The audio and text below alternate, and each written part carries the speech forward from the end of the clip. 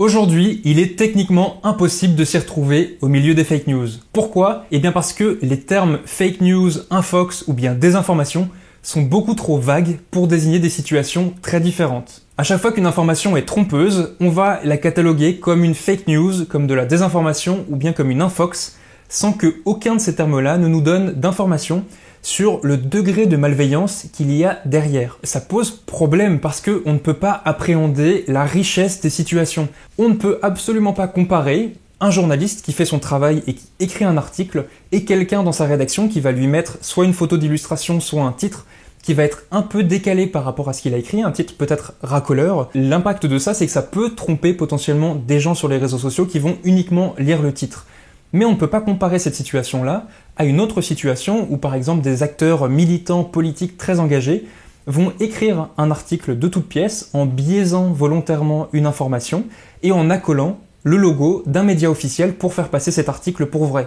Et bien cette situation-là, on ne peut pas non plus la comparer à par exemple l'opération Denver où le KGB dans les années 80 voulait faire croire au monde entier que le sida avait été inventé dans des laboratoires américains afin d'apporter du discrédit. Donc vous l'avez compris, avec ce terme, on n'y comprend rien, mais heureusement, il y a des journalistes qui ont créé une grille qui permet de comprendre les différentes situations et surtout les différentes motivations. Une fois qu'on la comprend, tout s'éclaire.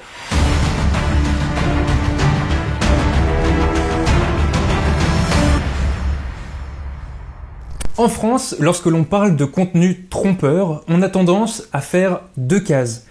Dans la première case, on va mettre toutes les informations qui sont vraies, qui sont authentiques, mais qui ont été détournées de leur contexte original. On parle dans ce cas-là de mésinformations, de mauvaises informations, et on peut mettre par exemple dedans le fait que, on parlait des titres tout à l'heure qui peuvent être un peu racoleurs, ou bien des photos d'illustrations qui collent pas vraiment avec l'article et qui trompent, ou bien une vraie information, mais qui s'est passée 3 ans plus tôt ailleurs et qui est ressortie de son contexte. Donc, dans cette catégorie-là, on met des informations vraies sorties de leur contexte et où, globalement, les personnes qui ont partagé ça n'étaient pas forcément au courant de leur erreur, il n'y avait pas d'intention derrière de nuire. Et dans la deuxième case, on va mettre toutes les fausses informations qui sont, elles, créées de toutes pièces ou bien manipulées, orientées avec l'objectif de tromper. Aux États-Unis, ces deux cases sont aussi vachement utilisées, avec notamment les fake news pour la désinformation et les fuck news pour les mauvaises informations, la mésinformation. Donc cette typologie binaire est pas mal parce qu'elle nous aide déjà à y voir un peu plus clair, mais elle a des limites, elle n'est pas parfaite. Par exemple, si on reprend le cas du gars tout à l'heure qui faisait une blague sur Twitter purement satirique, qui détourne une réalité pour en faire une blague, eh bien, si on se base sur ces deux cases-là, on va pouvoir et la mettre dans la désinformation parce que l'information aura été inventée de toutes pièces, mais en même temps, cette personne n'a pas l'intention de nuire ou de tromper, c'est une blague et il espère que les personnes vont saisir ce côté parodique, donc on peut aussi le mettre comme de la mésinformation. Et avec cette typologie, on ne comprend pas non plus les réelles motivations qu'il y a derrière. Si on prend la désinformation, où l'objectif c'est de tromper, on ne comprend pas pourquoi les gens veulent tromper. Est-ce que c'est pour faire du clic avec un titre extrêmement racoleur, un peu mensonger, juste pour justement que les gens cliquent et fassent du visionnage de publicité et donc génèrent du profit, ou bien est-ce que l'objectif est d'orienter politiquement et d'exercer de l'influence? C'est pour cela que la journaliste américaine Claire Wardle, qui travaille pour un collectif qui s'appelle First Draft News, a créé cette grille. Horizontalement, on retrouve les 7 types de fake news qui vont de la moins malveillante à la plus mensongère, qui a pour objectif de tromper et faire du tort. Et au travers de ces 7 situations différentes, on va découvrir qu'il y a 8 motivations qui peuvent expliquer de tels agissements. En premier, on retrouve notre personne qui a écrit sa blague sur Twitter. Dans cette catégorie, on va retrouver toutes les informations qui sont volontairement fausses, car derrière la satire se cache l'objectif de faire rire ou de tourner au ridicule certaines actualités. Cette parodie est globalement inoffensive, mais il arrive qu'elle puisse être prise pour vrai dans certains cas. Dans le deuxième scénario, Claire Wardle regroupe toutes les informations trompeuses suite à ce que l'on appelle des liens erronés. Un titre racoleur qui ne correspond absolument pas à l'article, une photo qui illustre cet article et qui provoque un sous-entendu pas forcément volontaire, ou bien une légende qui ne décrit pas exactement les propos d'une interview. Il y a 2 raisons à cela. Soit c'est lié à une mauvaise qualité de journalisme, soit c'est la recherche volontaire de clics avec des éléments racoleurs, et donc l'objectif, c'est le profit. On arrive à la 3e catégorie et on s'enfonce chaque fois plus vers la recherche de manipulation et de tromperie. Claire Wardle intitule cette catégorie contenu trompeur. Et l'exemple le plus parlant que l'on ait, c'est lorsque les équipes de Donald Trump ont publié cette carte mensongère au moment de l'impeachment. Les équipes de Donald Trump se sont bien gardées de pondérer sur cette carte la taille des États américains avec la population dans chacun de ces États.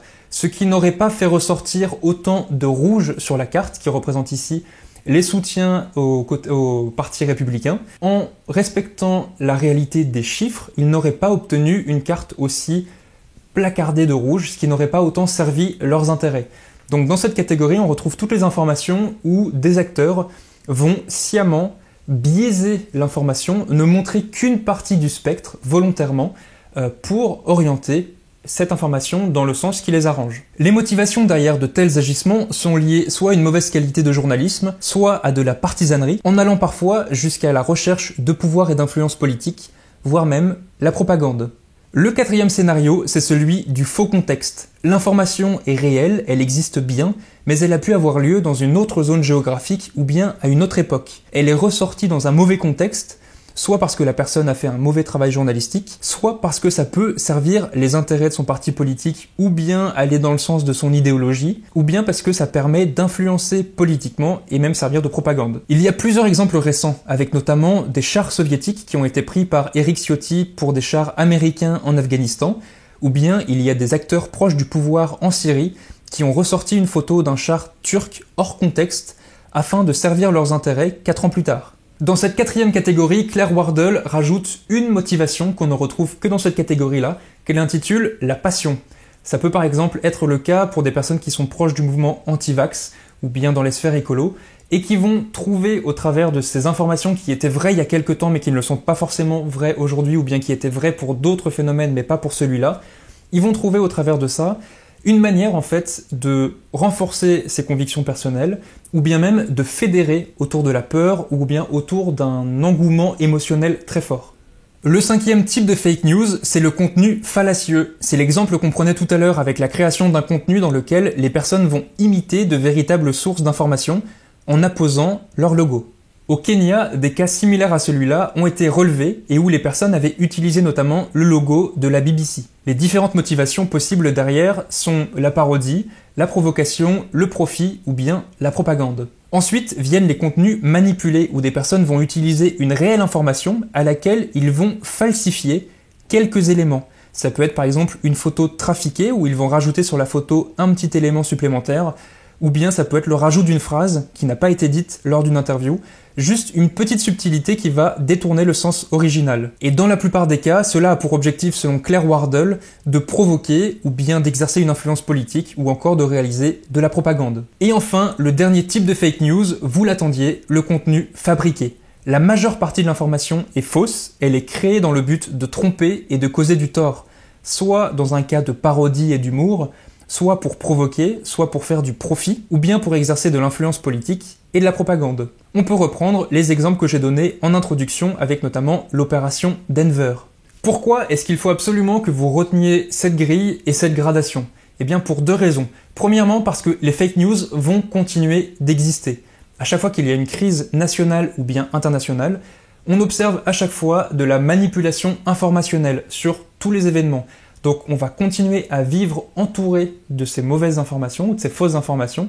Donc il faut apprendre tout simplement à affiner notre curseur pour pouvoir démystifier le vrai du faux et apprendre à vivre avec. Et la deuxième raison pour laquelle il faut connaître cette grille et cette gradation, c'est que lorsque l'on emploie le mot fake news à toutes les sauces, avec peu importe la situation, sans connaître justement la variété des facteurs qui peuvent expliquer pourquoi cette information est fausse, c'est parfois très pratique pour certaines personnes, parce que ces personnes-là vont peut-être justifier ces fake news en trouvant le motif et la motivation qui est la plus arrangeante pour eux. Quelqu'un qui par exemple n'aime pas forcément le gouvernement pour des raisons politiques, il voit passer une fake news, hop, comme par hasard, ça sert les intérêts du gouvernement, donc c'est la faute du gouvernement. Voilà, il peut y avoir des raccourcis très opportuns qui peuvent être faits, même si ce n'est pas la réalité. Et enfin, si on voulait vraiment faire du mieux possible, en plus de cette grille, il faudrait aussi avoir conscience de tous nos biais humains, qui peuvent tromper nos jugements. Je vous le rappelle, nous, en tant qu'êtres humains, nous sommes des animaux sociaux. Depuis la nuit des temps, on est programmé pour chercher à survivre en groupe. Donc notre cerveau s'est habitué à être partisan. On va adhérer facilement aux idées qui viennent renforcer nos croyances et nos convictions, ce qui va naturellement créer un nous versus eux. Bon, on pourra bien évidemment parler des biais humains dans une autre vidéo. Pour le moment, je vous ai créé une playlist de plusieurs documentaires sur les fake news sur Mister Geopolitics TV, avec notamment Guerre de l'info au cœur de la machine russe.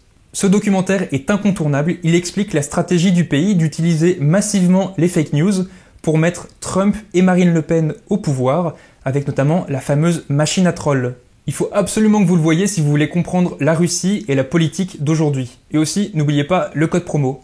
Merci à tous pour votre fidélité, on se retrouve sur Insta et TikTok. À la prochaine, ciao!